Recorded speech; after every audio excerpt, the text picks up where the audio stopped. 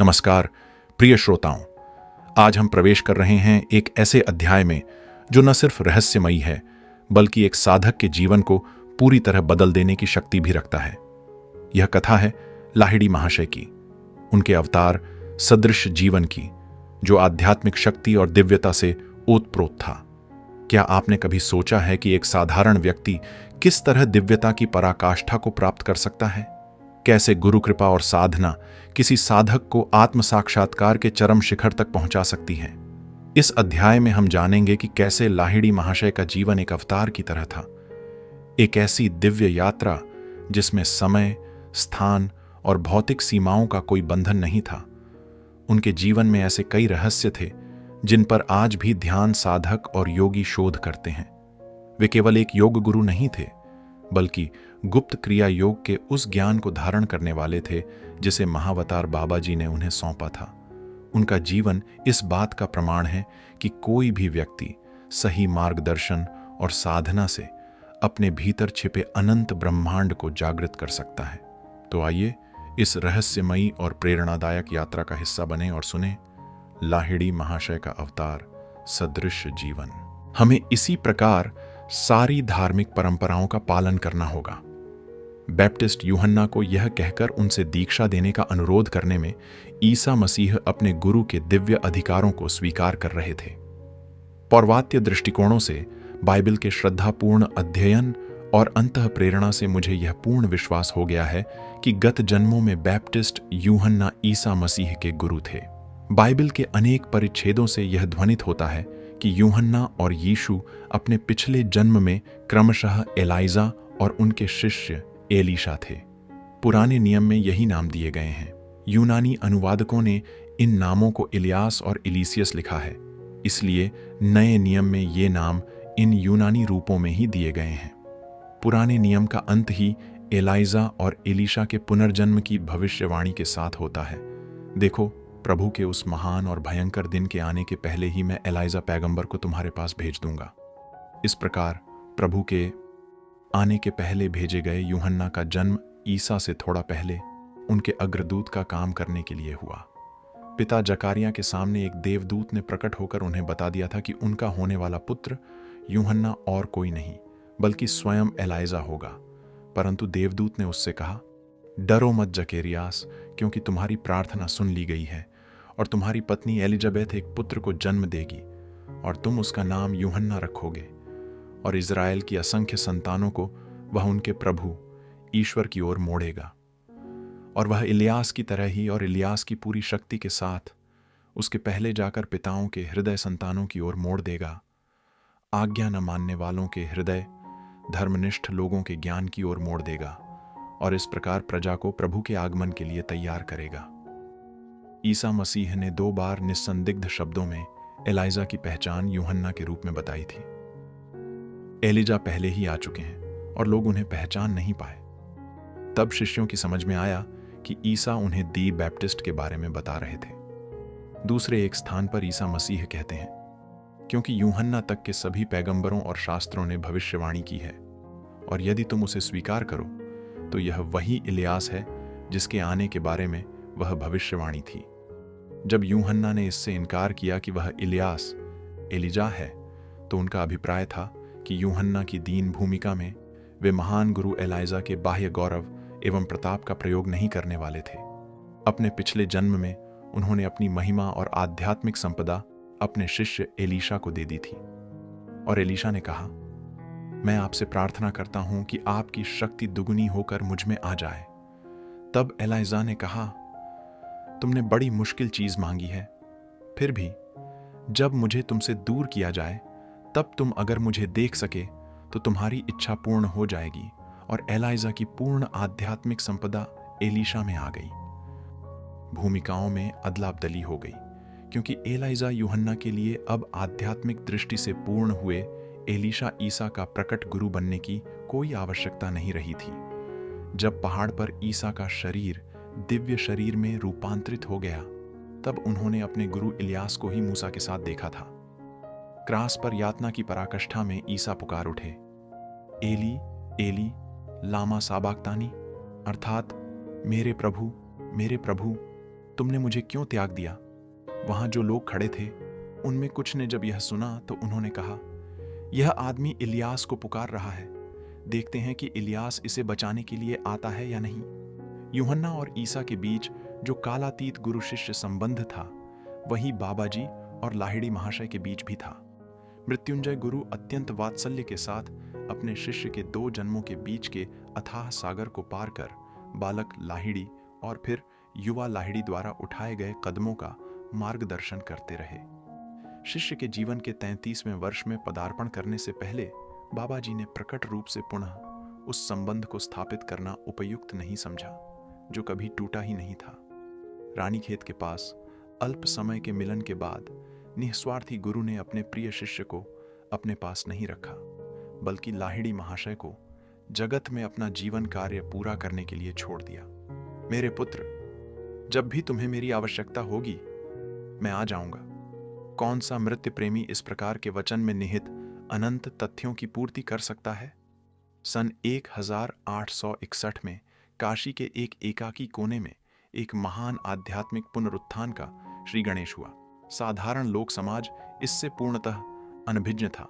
जिस प्रकार फूलों की सुगंध को छिपाकर नहीं रखा जा सकता, उसी प्रकार आदर्श गृहस्थ का जीवन चुपचाप व्यतीत करते लाहिड़ी महाशय अपने स्वाभाविक तेज को छिपाकर नहीं रख सके।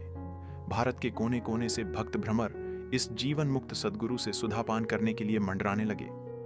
लाहिड़ी महाशय को प्यार से आनंद मग्न बाबू कहने वाले अंग्रेज ऑफिस सुपरिंटेंडेंट के ध्यान में सबसे पहले यह बात आई कि उनके कर्मचारी में कोई अज्ञात श्रेष्ठ परिवर्तन आ रहा है।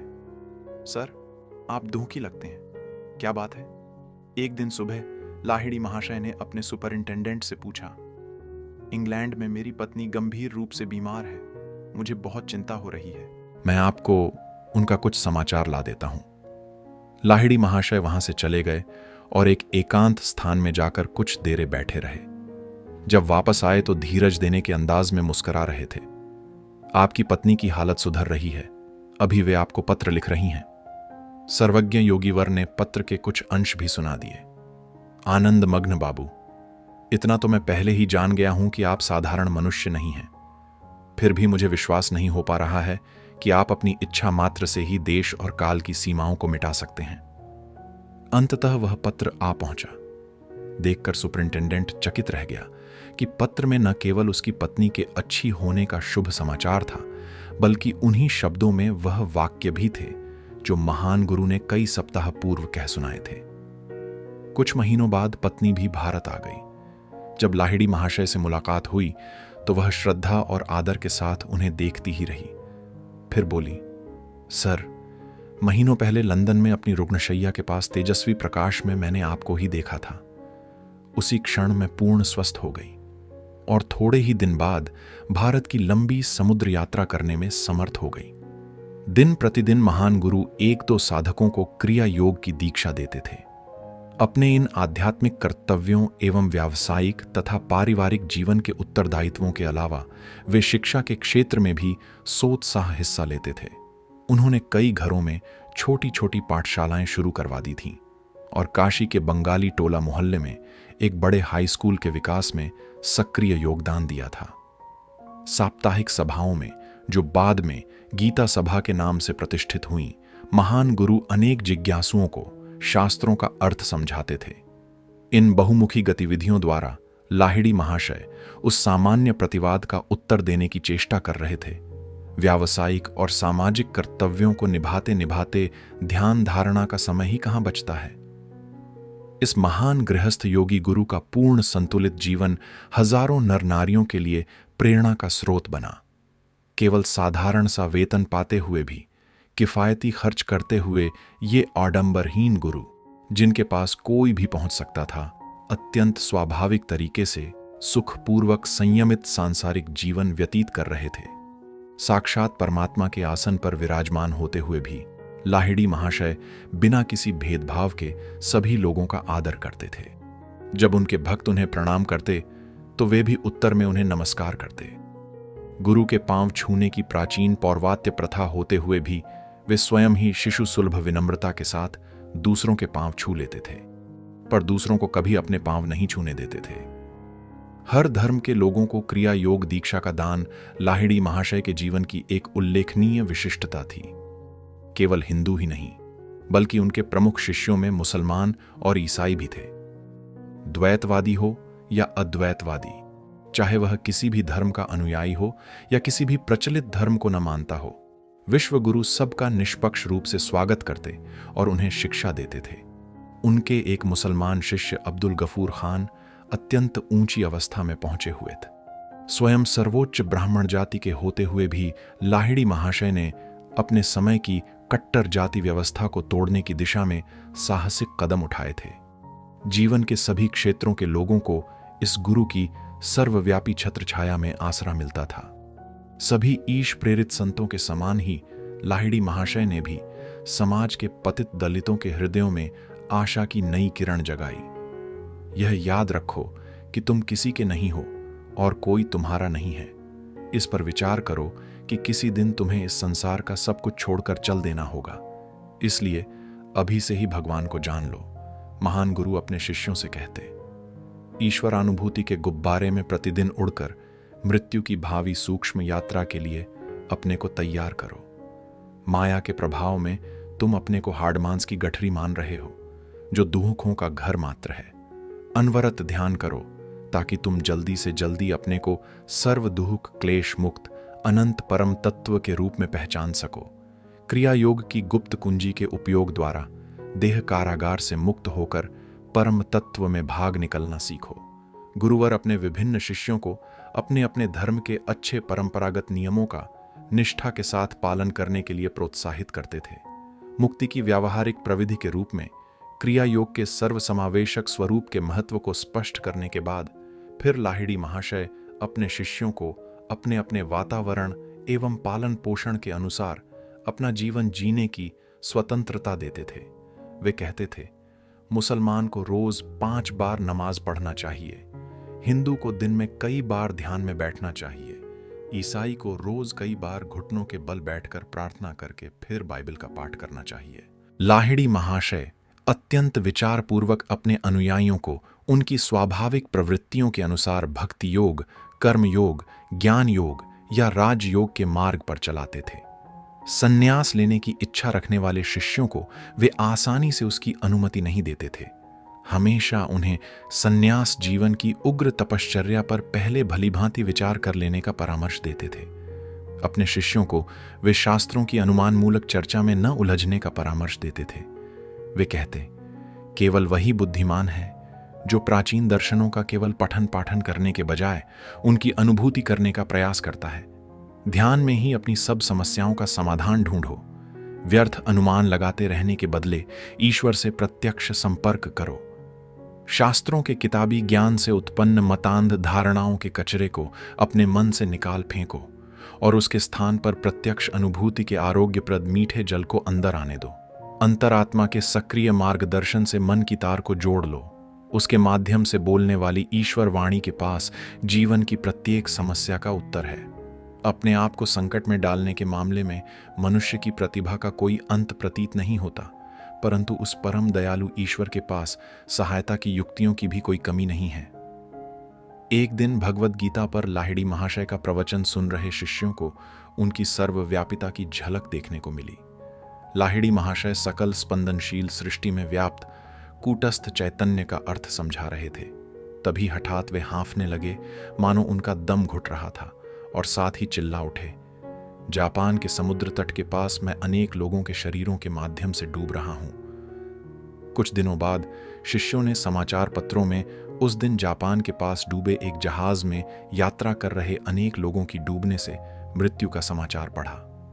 अनेक दूर दूर तक रहने वाले शिष्यों को अपने इर्द गिर्द लाहिड़ी महाशय की संरक्षक एवं मार्गदर्शक उपस्थिति का अनुभव होता था।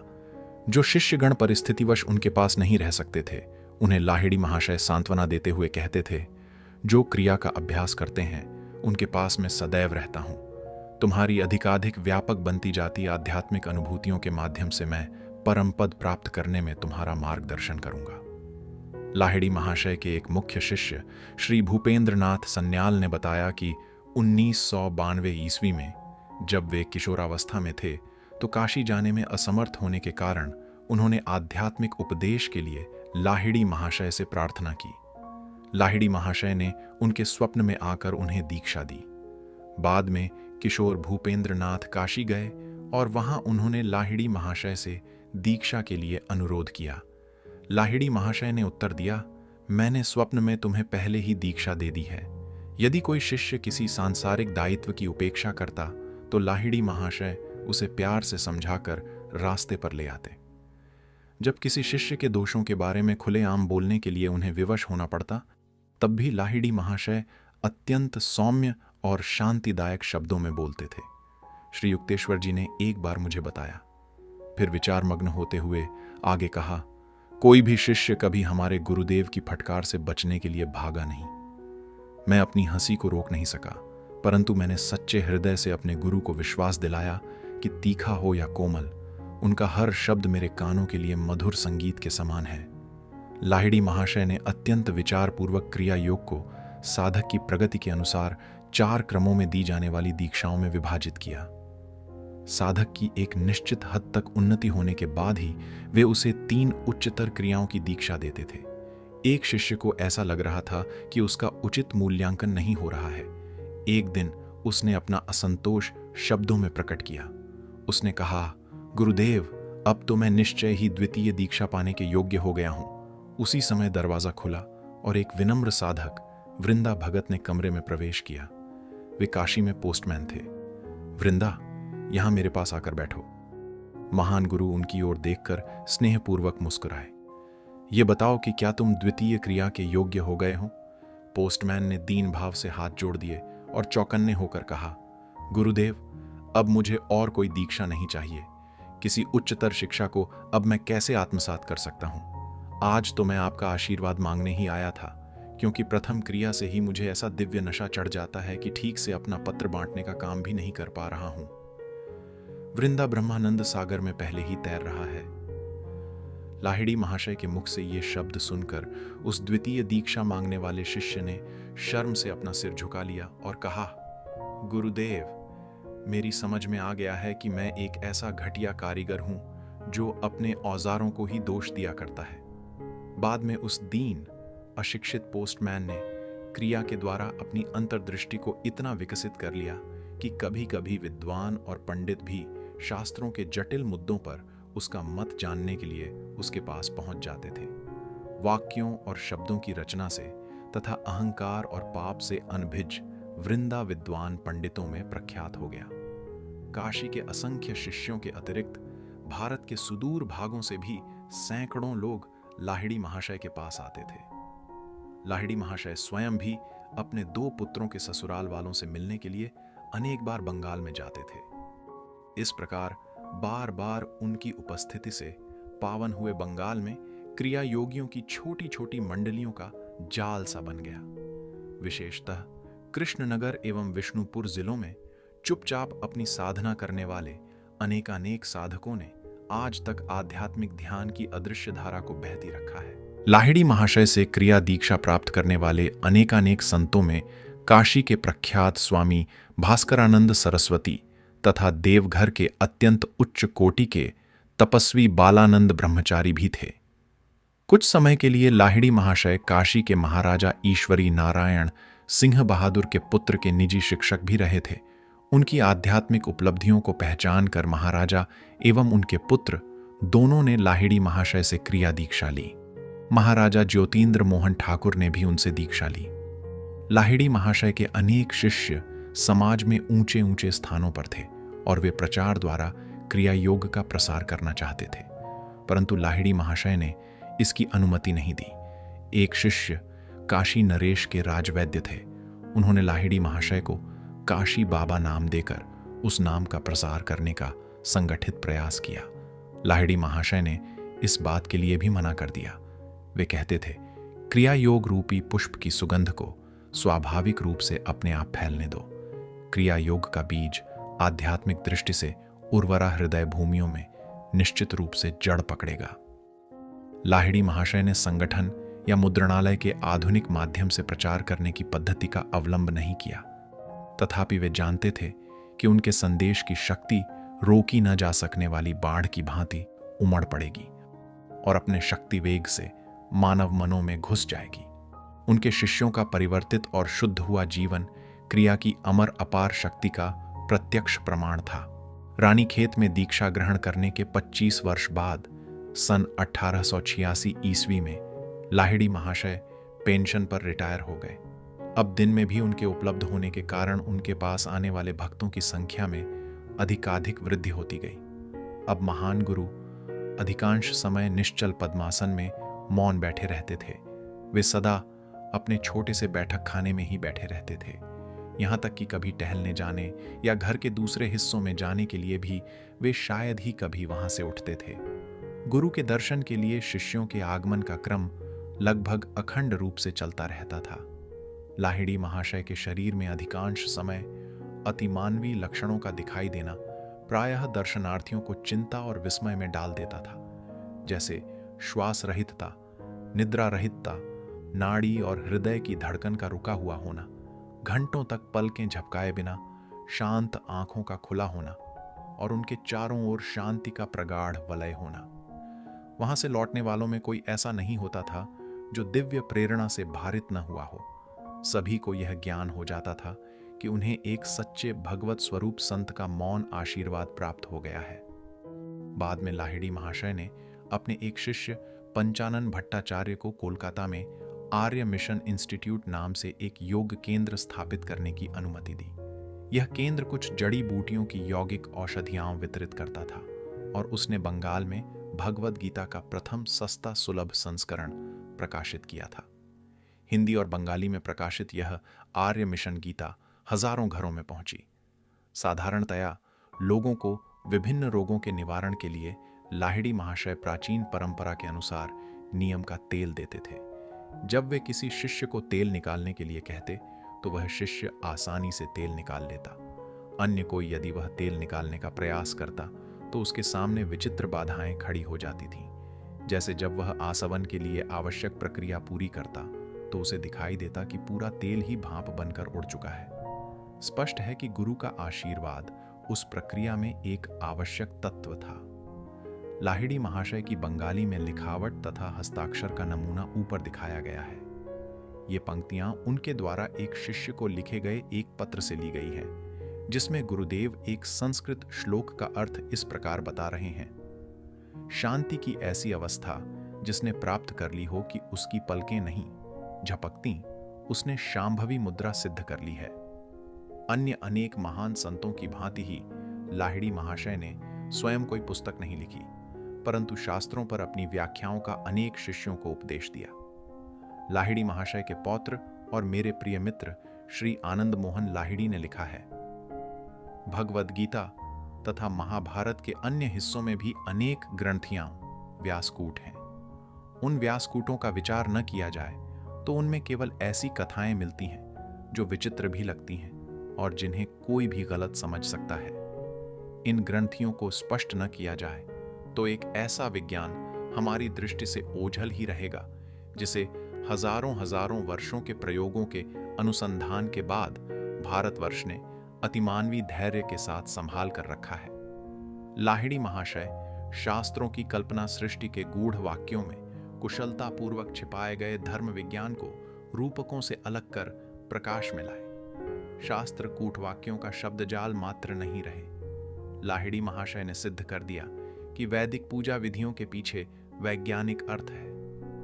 हम जानते हैं कि मनुष्य कुप्रवृत्तियों के आवेगों के आगे साधारणतया असहाय हो जाता है, परंतु जब क्रिया योग के अभ्यास से उसकी चेतना में इंद्रिय सुख से कहीं अधिक श्रेष्ठ और चिरस्थायी आनंद जागृत हो जाता है, तब वे कुप्रवृत्तियां बलहीन हो जाती हैं और उनकी ओर प्रवृत्त होने की मनुष्य के मन में कोई इच्छा नहीं रह जाती। इसमें तुच्छ इच्छाओं का परित्याग और श्रेष्ठ विचारों की प्राप्ति की प्रक्रिया साथ साथ घटित होती है। ऐसी प्रणाली के बिना केवल निषेधात्मक निर्देश देने वाले नैतिक विधि नियम हमारे लिए किसी काम के नहीं होते। समस्त गोचर अभिव्यक्तियों के पीछे शक्ति का महासागर अनंत ईश्वर ही है। सांसारिक कार्यों के प्रति हमारी आतुरता हमारे श्रद्धा युक्त विस्मय भाव को नष्ट कर देती है। आधुनिक विज्ञान हमें प्रकृति की शक्तियों का उपयोग कैसे किया जाता है यह सिखाता है। इसलिए समस्त नाम रूपों में निहित महाप्राण शक्ति को हम समझ नहीं पाते। प्रकृति के साथ घनिष्ठता के कारण उसके चरम रहस्यों के प्रति हमारे मन में आदर समाप्त हो गया और उसके साथ हमारे संबंध ने व्यावहारिक व्यवसाय का रूप ले लिया। एक प्रकार से कहा जाए तो हम उसके साथ छेड़खानी करते रहते हैं ताकि हमें पता चले कि किस किस प्रकार से उसे हमारे उद्देश्यों की पूर्ति के लिए विवश किया जा सकता है। हम उसकी शक्तियों का उपभोग तो करते हैं, पर अभी तक हमें उन शक्तियों के स्रोत के बारे में कुछ भी मालूम नहीं है। विज्ञान के मार्ग में प्रकृति के साथ हमारा संबंध ऐसा है जैसा एक दास के साथ उसके अहंकारी हेकड़ मालिक का होता है, या दार्शनिक दृष्टिकोण से कहें तो प्रकृति को मानो बंदी बनाकर साक्षी के कटघरे में खड़ा कर दिया गया है। हम उससे प्रतिप्रश्न करते हैं, उसे चुनौती देते हैं और उसकी साक्ष्य को बारीकी से मानवीय तराजुओं में तोलते हैं, जो उसके छिपे मूल्यों को कभी नाप नहीं सकते। दूसरी ओर आत्मा जब उच्चतर शक्ति के साथ एकाकार हो जाती है, तब प्रकृति बिना किसी जोर जबरदस्ती के मनुष्य की इच्छा का पालन करती है। प्रकृति पर इस अनायास प्रभुत्व को अबोध भौतिकवादी चमत्कार कहते हैं। लाहिड़ी महाशय के जीवन ने एक उदाहरण स्थापित कर दिया, जिससे यह गलत धारणा दूर हो गई कि योग एक गूढ़ साधना है। भौतिक विज्ञान की यथार्थता के बावजूद प्रत्येक मनुष्य को क्रिया योग के माध्यम से प्रकृति के साथ अपने सच्चे संबंध को समझने का और प्रकृति की समस्त घटनाओं के प्रति आध्यात्मिक आदर एवं श्रद्धा अनुभव करने का कोई न कोई तरीका मिल ही सकता है, चाहे वे घटनाएं गूढ़ प्रतीत होने वाली हों या दैनंदिन जीवन की साधारण घटनाएं हों। हमें यह याद रखना चाहिए कि आज से 1000 वर्ष पूर्व जो गूढ़ लगता था वह अब गूढ़ नहीं रहा, और आज जो कुछ गूढ़ लग रहा हो वह कुछ ही वर्षों में आसानी से समझने वाला तथ्य बन सकता है। क्रिया योग का विज्ञान शाश्वत है। यह गणित के समान सत्य है। संख्याओं को जोड़ने और घटाने के सीधे सादे नियमों की तरह ही क्रिया योग का नियम भी कभी नष्ट नहीं हो सकता। भले ही गणित की सारी पुस्तकों को जलाकर राख कर दिया जाए, तर्क बुद्धि से युक्त लोग तब भी गणित के सारे सत्यों को फिर से खोज निकालेंगे। इसी तरह योग की भी सारी पुस्तकों को दबा दिया जाए, तब भी जब शुद्ध भक्ति और उस भक्ति से उत्पन्न होने वाले शुद्ध ज्ञान से युक्त कोई महात्मा आएगा, तब योग के सारे मूलभूत तत्व उसके सामने अपने आप प्रकट हो जाएंगे। जिस प्रकार बाबा जी महावतार या सबसे महान अवतारों में हैं और श्री युक्तेश्वर जी को ज्ञानावतार कहना सार्थक होगा, उसी प्रकार लाहिड़ी महाशय योगावतार थे। गुणवत्ता और परिमाण दोनों ही मापदंडों से इस महान गुरु ने समाज के आध्यात्मिक स्तर को उन्नत किया। अपने अंतरंग शिष्यों को ईसा मसीह के समान उच्च अवस्था में पहुंचा देने की शक्ति और जनसाधारण में व्यापक स्तर पर उनके द्वारा दिए गए सत्य के ज्ञान से लाहिड़ी महाशय की गणना मानव जाति के उद्धारकों में होती है।